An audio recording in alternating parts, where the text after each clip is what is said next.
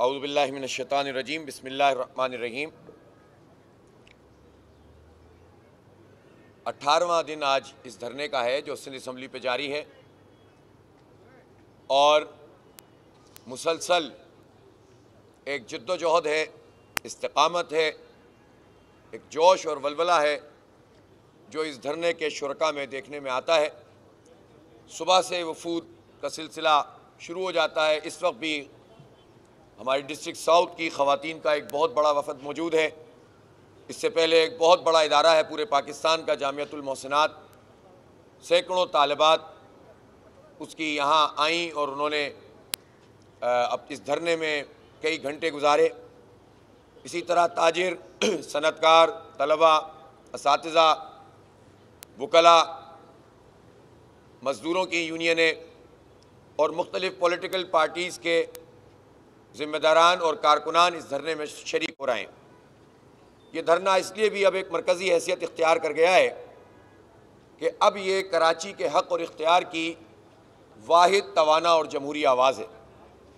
जिन लोगों के ज़िम्मे ये काम था कि वह एहतजाज करते, उन्होंने 1.5 महीने में एक जॉइंट मुज़ाहरा कर लिया और बात उनकी लगता है ख़त्म हो गई है।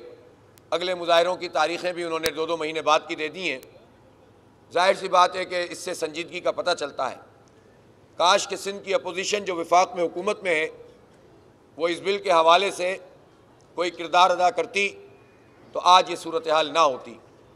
बल्कि जो सिंध की इस वक्त की अपोजिशन है उसमें तो मुत्तहिदा कौमी मूवमेंट भी है जो 35 साल इस शहर के ऊपर ही नहीं सूबे में भी हुक्मरान रही है और वफाक में भी हर हुकूमत का हिस्सा रही है।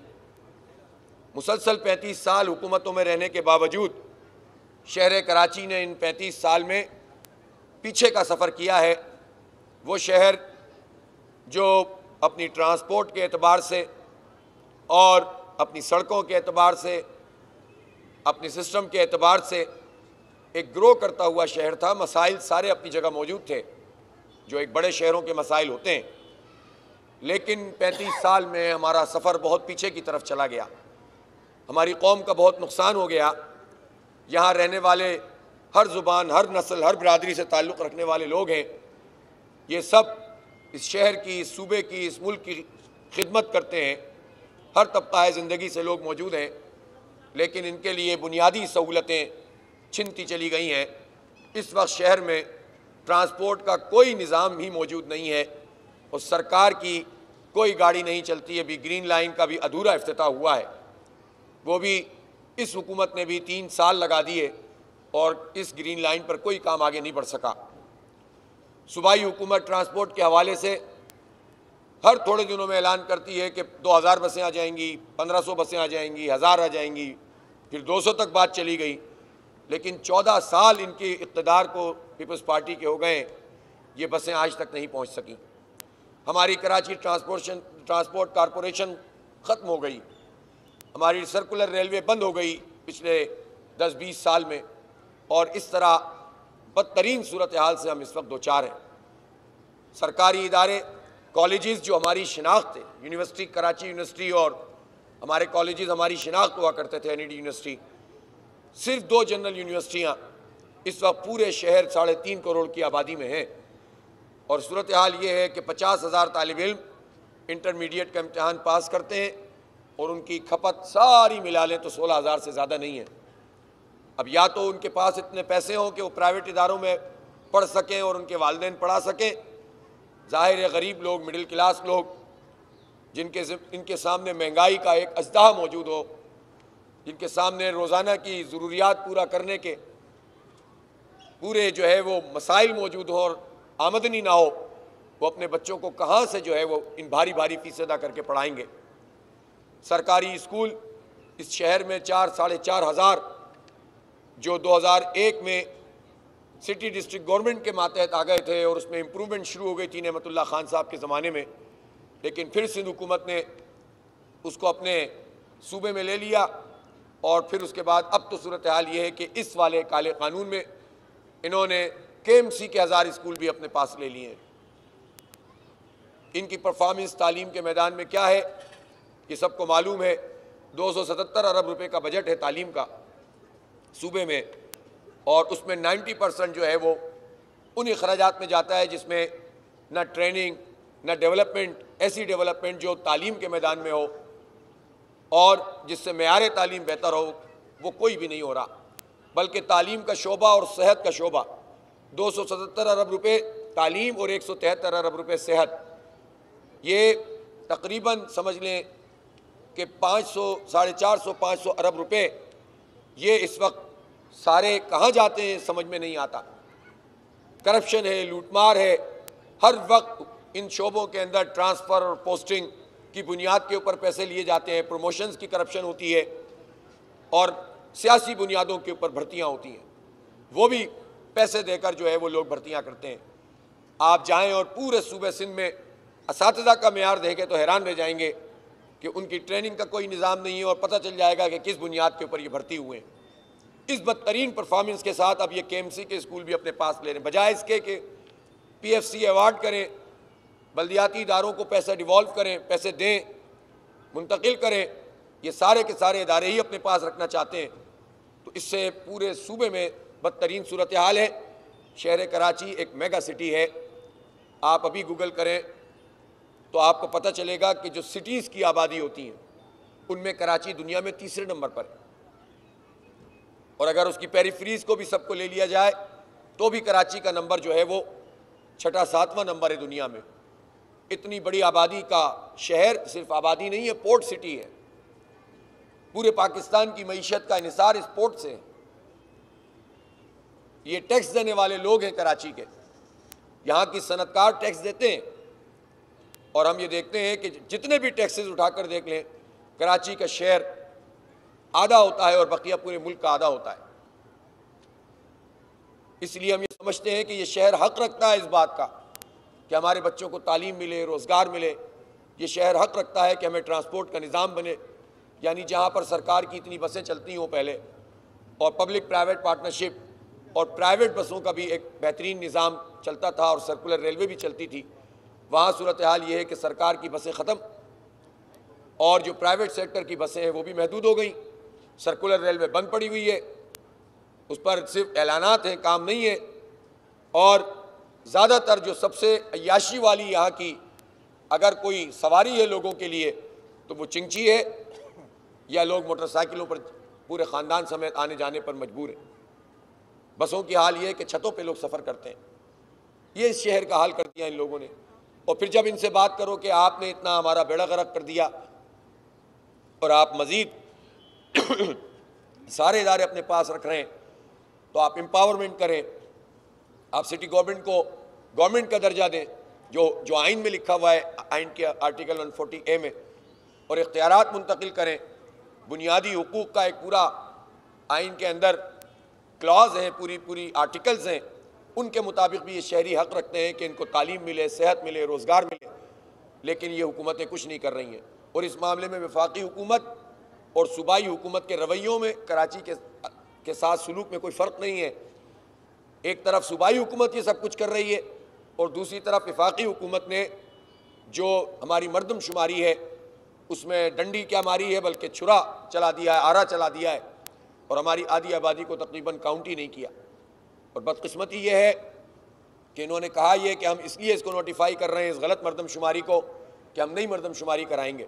इस फैसले को भी अब 9 महीने हो चुके हैं, और उसके बाद जब इन्होंने उसके कवायद व ज़वाबित बनाए हैं कि किस तरीक़ेकार पे ये मरदमशुमारी होगी, तो पता चला कि ये वही तरीक़ेकार है जिससे पिछली हुई थी। गोया कोई फ़र्क नहीं आएगा, कौम का सरमाया ज़ाया होगा और कराची के वसाइल और कराची की नुमाइंदगी एक मरतबा फिर इस पर शबखून मारा जाएगा। और ये काम कौन कर रहा है? पीपल्स पार्टी तो इंजॉय करती है इस बात पे कि ये काम PTI और MQM कर रही है। इसलिए जब ये अपोजिशन, जो सिंध की अपोजिशन की जमातें हैं, जब ये कहती हैं कि हम कराची के लिए लड़ रहे हैं, तो लोग कंफ्यूज हो जाते हैं कि यार अगर आप कराची का इतना दर्द है तो आप मरदमशुमारी ठीक क्यों नहीं करते? आप डिफेक्टो बुनियाद पर मरदमशुमारी क्यों नहीं करते कि जो जहाँ रहता है वहाँ गिना जाएगा? उससे तो हमारा बहुत बड़ा मसला हल हो जाएगा। इस शहर को नुमाइंदगी भी सूबाई असम्बली में उसकी बैलेंस हो जाएगी, और जो अक्सरियत के नारे होते हैं खुद ही सामने आ जाएंगे कि इसमें वडेरों की अक्सरियत है, ये शहरी आबादी की अक्सरियत है। चूँकि वडेरे तो अपनी मकामी आबादी को पीस कर खड़े हुए हैं यहाँ पर। इसलिए बजाय इसके कि इस मसले की तरफ जाया जाए, लिसानियत फैलाई जाती है, तफरीक पैदा की जाती है, लोगों को आपस में ज़ुबानों की बुनियाद पर लड़ाया जाता है, और ये गेम पिछले 30-35 साल से जोबन पे चल रहा है। अब हर गुजरते दिन के साथ लोग इस चुंगल से निकल रहे हैं। अब लोग लिसानियत की तरफ नहीं जाते। अब लोग ये चाहते हैं कि सब मिलकर रहें भी, और सबको बराबरी की इस बुनियाद के ऊपर देखा भी जाए और सबको हक भी मिले। इसलिए कराची के हुकूक़ की ये तहरीक कराची के तमाम सिंधियों, महाजरों, पख्तूनों, पंजाबियों, बलोचों और इसके यहाँ के 100 साल से और 200 साल से रहने वालों की भी है। और पाकिस्तान बनकर जब हिजरत की बहुत बड़े पैमाने पर सब कुछ निसार करके अपना घर बार छोड़कर एक नज़रिए के खातिर जिन लोगों ने हिजरत की, उनके लिए भी है। उनके लिए भी है कि जिन्होंने इन महाजरों का इस्तकबाल किया और अपने घर दिए, अपनी जगहें दी, उनके लिए भी है। और उनके लिए भी है कि जो पूरे मुल्क से यहाँ पर आकर रहे हैं, इस शहर को ऑन करते हैं, यहाँ मेहनत करते हैं, मजदूरी करते हैं, यहाँ पढ़ते हैं, यहाँ का इंफ्रास्ट्रक्चर यूज़ करते हैं। और अब कराची शहर किसी एक ज़ुबान बोलने वाले का नहीं, बल्कि पूरा पाकिस्तान की नुमाइंदगी करने वाला शहर है। तो इस शहर के साथ अगर ये सलूक किया जा रहा है तो इसका मतलब है आप पाकिस्तान के साथ ये सलूक कर रहे हैं। ये मिनी पाकिस्तान ही नहीं है, तो ट्रू पाकिस्तान है। तो अगर इसको महरूम करोगे, इसके आवाम को महरूम करोगे, तो सिंध को महरूम करोगे, पाकिस्तान को महरूम करोगे। यही वजह है कि जमात इस्लामी का ये धरना हर गुजरते दिन के साथ लोगों के लिए उम्मीद बन रहा है।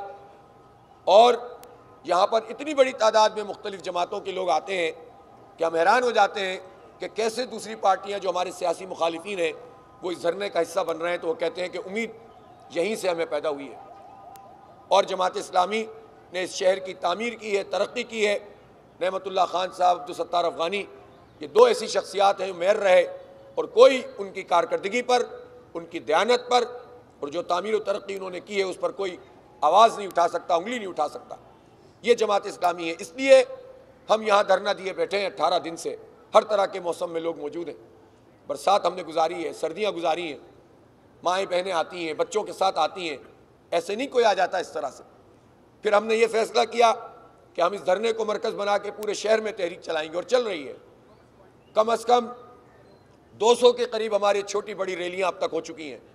और कल लोगों ने देख लिया कि 2 दिन के नोटिस पर शाहराह फैसल पर जिस तरह आवाम की एक बहुत बड़ी तादाद आई, ये कारकुनान नहीं थे, ये वो मायूस लोग हैं, वो मायूस पॉलिटिकल वर्कर हैं, उनकी फैमिलीज़ हैं जिन्हें अब किसी से कोई उम्मीद नहीं है। अब वो ये देखते हैं कि कराची को अपने असल की तरफ लौटना चाहिए। मैं जानता हूँ कि अभी भी बहुत सारे लोगों के अंदर शऊर मौजूद नहीं है, उनको नहीं मालूम है कि उनके साथ क्या सलूक किया जा रहा है। इसीलिए हमने कल फैसला किया कि हम 1 हफ्ते में शहर कराची में 2000 कॉर्नर मीटिंग्स करेंगे। ये धरना भी चलता रहेगा और अवामी शऊर को बेदार करते रहेंगे। और इंशाअल्लाह उस 1 हफ्ते के बाद हम एक बड़ा मार्च रखेंगे, और हमारे पेश नज़र अब CM हाउस है। हो सकता है कि हम CM हाउस की तरफ जाएं, और हो सकता है कि हम पहले शहर की तमाम शाहराहों पर बड़े बड़े मार्चेस करें और फिर उसके बाद CM हाउस जाएं। ये दोनों ऑप्शन हमारे पास मौजूद हैं। इसलिए कि जो रवैया हुकूमत की तरफ से सामने आ रहा है उसमें संजीदगी आनी चाहिए। एक तरफ उन्होंने मुज़ाकरात की कमेटी भी बनाई हुई है, और दूसरी तरफ वक्त भी जो है वो गुजरता चला जा रहा है। अगर वो ये समझ रहे हैं कि इलेक्शन सर पे आ जाएंगे तो मसला हल हो जाएगा, तो उनको समझना आना चाहिए कि अब ये धरना ये ख़त्म होने वाला नहीं है। और अगर वो मामलात को तय कर लेते हैं, इसमें हमारा कोई मामला नहीं है। जमात इस्लामी को फ़ायदा पहुँचाने वाला कोई भी एक क्लॉज नहीं होगी जिसमें पता चले कि इससे जमात इस्लामी को फ़ायदा हो जाएगा। हमें तो नहीं मालूम कौन मेयर बनेगा, हमें तो नहीं मालूम कि कौन जीतेगा। हम तो इस शहर के आने वाले मेयर के इख्तियार की बात कर रहे हैं, चाहे किसी भी पार्टी का हो। हम तो इस शहर के आने वाली बल्दिया की बात कर रही हैं, चाहे वो किसी की भी हो। और वो आइन के मुताबिक हम बात कर रहे हैं। हम ये कह रहे हैं कि भाई क्यों आपने हमारी जो यूनियन कमेटियां हैं उनको सिर्फ 233 रखा है। 1 करोड़ 60 लाख की आबादी, कैंटोनमेंट निकाल दें तो 1 करोड़ 52 लाख की आबादी है, उस पर आपने 233 यूनियन काउंसिलें रखी हैं। और अदर देन कराची आपने बिल्कुल फार्मूला बदल दिया है। यहाँ 65,000 का एवरेज है, बल्कि औरंगी टाउन और ज़िला गरबी वहाँ तो 80,000 का एवरेज है। और बाकी आपने अर्बन भी, ये हमारे बुज़रा बाज़ गुमराह करने की कोशिश करते हैं और वो ये कहते हैं कि अर्बन और रूरल में फ़र्क होता है, दुनिया भर में होता है, लिहाजा अर्बन में 65,000 एवरेज है तो रूरल में जो है वो 20,000 या 25,000 है। या तो मैं उनकी खिदमत में अर्ज़ करना चाहता हूँ कि आप ज़रा अपना किया हुआ काम या तो पढ़ लिया करें, अगर मालूमात हैं और फिर गलत कह रहे हैं तो इसलाह कर लें कि सिंध के कराची के अलावा जो अर्बन एरियाज़ हैं उनमें यूनियन कमेटियाँ भी एवरेज 14,000 और 15,000 पर हैं। मैं फिर कह रहा हूँ, सिंध के कराची के अलावा जो अर्बन एरियाज़ हैं उसमें 14-15,000 का एवरेज है और कराची में 65,000 का एवरेज है। इस कराची के लोगों ने आपका बिगाड़ा क्या है? ये टैक्स देते हैं, इनका ये कसूर है, या आपका 98% रेवेन्यू जनरेट करते हैं, इनका ये कसूर है। इनका कसूर ये है कि ये बोलते हैं, आपसे सवाल करते हैं। इसलिए हम पैरिटी के उसूल की बुनियाद पर चाहते हैं कि यूनियन कमेटियाँ बने और हम ये चाहते हैं कि मेयर का बराह रास्त इंतखाब हो और शहर के इदारे जो डेवलपमेंट के और पानी के और इंफ्रास्ट्रक्चर के और तामीरात के और ट्रांसपोर्ट के, वो सारे के सारे बल्दियाती हुकूमत के मातहत हों। और जितनी भी आपने डिस्पेंसरियाँ और हस्पताल इस काले कानून के तहत सिंध हुकूमत में शामिल कर लिए हैं, सिंध के डोमेन में ले लिए हैं हुकूमत के, आप इसको लोकल बॉडीज़ के और बल्दियाती हुकूमत के डोमेन में दें। इसी तरह तालीमी इदारे जो KMC के आपने लिए हैं, सारे ही तालीमी इदारे उसके मातहत होने चाहिए, लेकिन फौरी तौर पर यह कानून ख़त्म हो और जो 1000 स्कूल्स आपने और कॉलेजेस आपने लिए हैं उनको फ़ौरन KMC के तहत जो है वो किया जाए। ये हमारा लाएअमल है। आज मुज़ाकरात होने हैं, मुज़ाकरात को हम कभी भी उससे इनकार नहीं करते, लेकिन हम ये चाहते हैं कि बामानी हों, बामकसद हों और अमली इक़दामात नज़र आएंगे तो इंशाअल्लाह ताला हम भी कोई यहाँ पर लड़ने के लिए, गोलियाँ चलाने के लिए नहीं आए।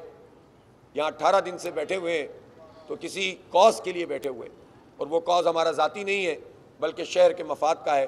तो हम ये चाहते हैं कि ये सिलसिला आगे बढ़े। मैं खराज तहसीन पेश करता हूँ सूबा सिंध के अवाम को कि कल भी पूरे सूबे में हर ज़ुबान बोलने वाले हर इलाके के अंदर जो है वो एहतजाज हुआ है, धरने हुए हैं, मुजाहरे हुए। कश्मीर से लेकर हैदराबाद तक और कराची में तो आपने देख ही लिया कि शारा फैसल जो है भरी हुई थी इंसानों से। 2 जगह हमने धरने दिए तवील और फिर हम यहाँ पर आकर धरने में बैठ गए। तो पूरे सिंध में मुजाहरे हो रहे हैं और इंशाअल्लाह ताला ये जिद्दोजहद जो है वो जारी रहेगी। पुरअज़्म है लोग, काम फैल रहा है, शऊर परवान चढ़ रहा जो है वो आगे बढ़ रहा है। तो अब हमारी भी जिम्मेदारी है कि हम इस सिलसिले को अगर मुनक़ते कर देंगे तो फिर तो आवाम भी हमसे पूछेंगे कि आप भी MQM हो गए और आप भी PTI हो गए जो ज़ुबानी जमा खर्च करते हैं और करते कराते कुछ नहीं है। तो हम ये तोहमत नहीं लेना चाहते, हम संजीदा जिद्दोजहद कर रहे हैं। सवाल के 2 हिस्से। पहला वो कहते हैं कि यार जमात इस्लामी अब इखलाकी तौर पर बुरा कर रही है, हमारे 100 MP हैं, वो एक MP रख के हम पे प्रेशर डाल रही है कि हम 2001 का बल्दियाती कानून बहाल कर दें। अगर ऐसा है तो हम नहीं करेंगे। हाँ, बातचीत उनसे जारी है, बातचीत जारी रहेगी। कुछ बातचीत पे, कुछ नुकात पे इत्तफाक हो गया है सेहत और तालीम के हवाले से, जल्द अच्छे नतीजे आए। अच्छा सईद गनी साहब देखें, एक तो जो वो जनरलाइज करके बात करते हैं ना, उनको चाहिए कि अपोजिशन के 2 हिस्से करें जिस तरह के हकीकत में हैं। एक वो अपोजिशन है जो फ्रेंडली अपोजिशन है, जो उनके साथ हुकूमतों में भी रही है। वैसे तो मैं अगर इसकी भी तफसील में चला जाऊँ, मैं जानना नहीं चाहता कि PTI और जो पीपल्स पार्टी है उसमें बहुत मुश्तरकात भी हैं। यानी आपको पिछले सेनेट का इंतखाब याद है ना, उसमें तो दोनों इत्तेहादी थे। बलूचिस्तान की हुकूमत में दोनों इत्तेहादी थे, बल्कि पूरा काम ही यहाँ से जरदारी साहब ने करवाया था। तो बहुत सारे कानून ऐसे हैं जो इनकी मर्ज़ी से बने दोनों की, तो बहुत सारे कामों में ये इत्तेहादी हैं। खैर मैं इस तफसील में नहीं जाता। MQM तो हमेशा इनकी इत्तेहादी रही है और अपोजिशन तो उसने कभी की ही नहीं है, जेन्युइन अपोजिशन। तो जिसके नतीजे में उनको चाहिए कि जमात इस्लामी को जो अवाम के साथ खड़ी है, पूरी अपोजिशन मिलकर कर दे ना शारा फैसल पे इतना बड़ा शो। इतनी तादाद में लोग नहीं ला सकते। अभी आपने फवारा चौक पे देखा क्या हड़बोंग थी और एक धरनी भी दी थी इन्होंने वहाँ पर आधा घंटे की। तो हम तो 18 दिन से यहाँ बैठे हुए हैं और लोग आप देखा करें कि किस तरह से आना शुरू कर देते हैं। शाम होते ही दिन में भी ख़वातीन आती हैं, मुख्तलिफ इदारों के लोग आते हैं, ताजिर आ रहे हैं, सब एक अल्हम्दुलिल्लाह एक नुमाइंदा। तो जमात इस्लामी जो बात कर रही है ना, उसके पेश नज़र 2001 और 13 और 21 और 22 का मसला नहीं है। हमारे पेश नज़र वाज़ेह हमारी तजावीज़ है और इख्तियार की बात है और जेन्युइन बात है, आईनी है, कानूनी है, जमहूरी है, लॉजिकल है। कोई एक चीज़ भी ऐसी नहीं है जब हम बैठते हैं इनके साथ वो इसको डिनाई कर सकें बस वो ये कहते हैं ऐसा नहीं होता, ऐसा कर नहीं सकते, हम ऐसा कर नहीं सकते। तो ये ना करें कि मुज़ाकरात भी करें और ऐसी बात करें जो खिलाफ वाक़या हो। मसला 100 लोगों और एक का नहीं है, मसला मसले की नौइयत का है और जमात इस्लामी का स्टेक है इस शहर में। हमने अपने आखिरी, मैं तो अभी इंतखाब की बात ही नहीं कर रहा हूँ, अभी कैंटोनमेंट बोर्ड के इंतखाबात में हम तीसरी बड़ी पार्टी के तौर पर थे ना। और जो मेन जो आप देखें आबादियाँ थीं, ज़ाहिर पीपल्स पार्टी का अपना एक तरीक़ा है हल्काबंदियों का और इसका, उसमें उन्होंने कर लिया जो भी हिसाब किताब, वरना पूरे DHA में जमात इस्लामी नंबर 1 पार्टी थी। इसी तरह से आप देख लें मलिर कैंट में जमात इस्लामी नंबर 1 पार्टी थी। अस्करी 4 गुलशन जमाल में जमात इस्लामी के वोट सारी पार्टियों के वोटों से ज़्यादा थे मिलाकर भी। तो जमात इस्लामी ने शहर में कमबैक कर लिया है और आने वाले इंतखाबात में इंशाअल्लाह वो तो जो होगा वो होगा। इस वक्त हम इंतखाबात और सीटों के नंबर्स पर बात नहीं कर रहे, इस वक्त हम मसले पर बात कर रहे हैं। इशू को इशू तक रखें और ये कहना कि अब भाई अगर अवाम की ऐसी हैसियत नहीं है तो ये मार्च क्यों कर रहे हैं? मैं पूछना चाहता हूँ ना, ये क्यों गवर्नर हाउस पे धरना देने की बात कर रहे हैं? जाकर असम्बली में बात करें। अगर असम्बलियाँ, जो विफाक असम्बली में कर रहा है कि लोगों की राय के बगैर बुलडोज करके पास कर रहा है अपनी अददी अक्सरियत पर, वही काम पीपल्स पार्टी सिंध असम्बली में कर रही है, तो फिर पीपल्स पार्टी एहतिजाज क्यों कर रही है? उनको भी एहतिजाज करने का हक हासिल है और हमें भी एहतिजाज करने का हासिल है। तो ये कहकर तो अपनी बात को आप इधर उधर न करें। और मेरी यही दरख्वास्त होगी कि अगर वाकई मसला हल करना चाहते हैं, जो हमारा अपनी ज़ात का मसला नहीं है, तो फिर संजीदा मुज़ाकरात, बामकसद मुज़ाकरात करें, चीज़ें बेहतर होंगी। तो हम भी, मैंने बताया कि कोई इसलिए तो नहीं आए हुए कि हमें जो है हमने अपने घर यहाँ बना लिए हैं, लेकिन अगर ये मसला हल नहीं करेंगे तो हमारे घर यहाँ बन चुके हैं, समझ लें फिर इस तरह।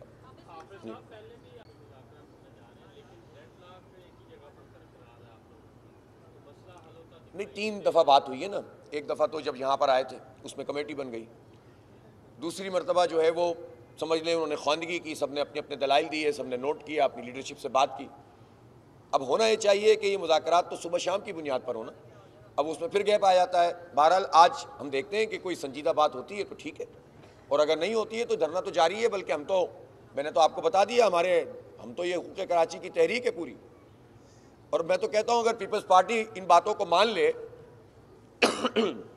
जिनका ताल्लुक़ सूबा सिंध से है और सूबाई हुकूमत से है, तो ऐसा नहीं होगा कि हमारी तहरीक ख़त्म हो जाएगी। फिर हमारा रुख गवर्नर हाउस की तरफ होगा, वहाँ मरदमशुमारी पर, कोटा सिस्टम पर, हम फिर वहाँ पर जो है वो पानी पर, K4 पर, और जो इन्होंने सेंक्शन नहीं किया 1% पानी भी पूरे पाकिस्तान का, दरिया सिंध का, उस पर, और K इलेक्ट्रिक पर। तो जमात इस्लामी अब रुकेगी नहीं इस शहर में, इंशाअल्लाह हक लेकर रहेगी। तो मैं तो पीपल्स पार्टी अगर अक्लमंद होगी तो इन मसलों को सेटल करे, शहर को हक दे, सूबे के आवाम को हक दे, तो ठीक है। फिर वो भी अगर गैस के हवाले से बात कर रहे हैं तो हमारा भी यही मौक़िफ़ है कि आइन के आर्टिकल 158 के मुताबिक जिस सूबे से गैस निकलेगी प्रायोरिटी इसको दी जाएगी। और कराची चूँकि ज़ाहिर है कि सनतें हैं, यहाँ पर आबादी ज़्यादा है, तो हमारा हक़ है कि पहले हमारी गैस का मसला हल हो।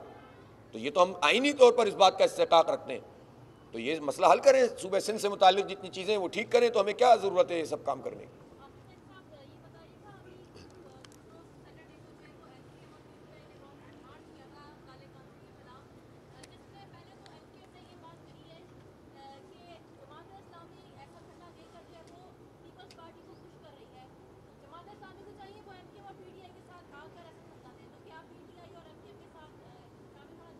एक तो शायद उन्होंने इस तरह से नहीं कहा था, उन्होंने हमारे इस धरने की तो मेरी मालूमात के मुताबिक मुखालिफत नहीं की है, हिमायत ही की है। लेकिन साथ साथ उनको ये होता है कि वो क्यों दे रहे हैं, तो अब ज़ाहिर है परेशानी तो सबको लाक हुई है। रेड जोन का तो मैंने कहा ना, आप ग्रीन जोन में कर लें। मैं तो मुसलसल कह रहा हूँ ना कि हम रेड जोन में कर रहे हैं, आपको परेशानी, आप ग्रीन जोन में कर लें। वैसे ही फवारा चौक भी रेड जोन में ही था। और इन्होंने देखें, ये धरना कर रहे होते, ये एहतजाज कर रहे होते, तो ये सवाल बनता था कि हम जो है वो उनको ज्वाइन कर लें। इन्होंने तो 1.5 महीने कुछ किया ही नहीं।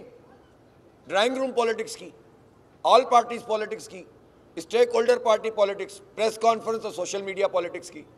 इससे तो ये मसला हल नहीं होना था। तो ये उस वक्त कहते हैं ना, अब तो जिसको आना है वो यहाँ आए। ये अवाम का तर्जुमान बन गया है धरना। अब ये लीड कर रहा है, ये कल शार फैसल पे था, ये और सड़कों पे भी होगा, 2000 कॉर्नर मीटिंगों में ये धरना होगा। और ये धरना जो है वो अब ख़वातीन का भी हम हो सकता है कि रात में अनाउंस कर दें किसी बड़ी अहम तरीन जगह के ऊपर, और हज़ारों की तादाद में औरतें होंगी, बच्चे होंगे। तो ये तो अब जो है रुकने वाला नहीं है। तो जिसको आना है इसको ज्वाइन करें। यह है असल आवाज़ जो जमात इस्लामी उठा रही है। तो उनको तो अपनी तमाम उस चीज़ों का भी जवाब देना है ना। असल में उनके साथ प्रॉब्लम यह है कि जो PTI और MQM है उसको अपने MQM को तो 35 साल का भी हिसाब देना है, जो हर काम पीपल्स पार्टी के साथ हुकूमत में रहकर करते रहे, और अभी भी हिसाब देना है कि उन्होंने किया क्या है।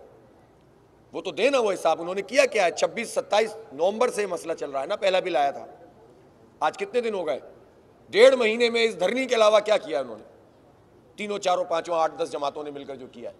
तो ये ना करें, उनको चाहिए कि इसको सपोर्ट करें इस धरने को, और अगर ज्वाइन कर सकते हैं करें, हमें कोई एतराज़ नहीं। जो यहाँ आएगा हम उसे वेलकम करेंगे, हम किसी को नहीं रोकेंगे।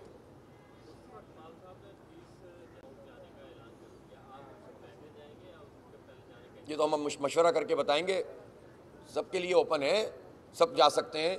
और मतलब ये तो कोई ऐसी जगह नहीं है ना, जमहूरी आइनी हक़ है कि जिसमें हम बात कर सकते हैं। जब असम्बलियाँ अपना काम नहीं करेंगे और आइन के बरखिलाफ़ फैसले करेंगी, आइन कहता है कि एम्पावरमेंट करो, ये जो है पावर छीन लें। और अदालतों में भी जाहिर है, आपको पता है अदालत में भी कैसे, हमने कोई घर छोड़ा है भाई? तजावीज़ दी, तरमीम जमा कराई, हाई कोर्ट में पिटिशन की, अवामी एहतजाज कर रहे हैं। तो हमने तो हर आइनी जमहूरी तरीका इख्तियार किया है, कानूनी तरीका इख्तियार किया है, हमें तो कोई कुछ नहीं कह सकता।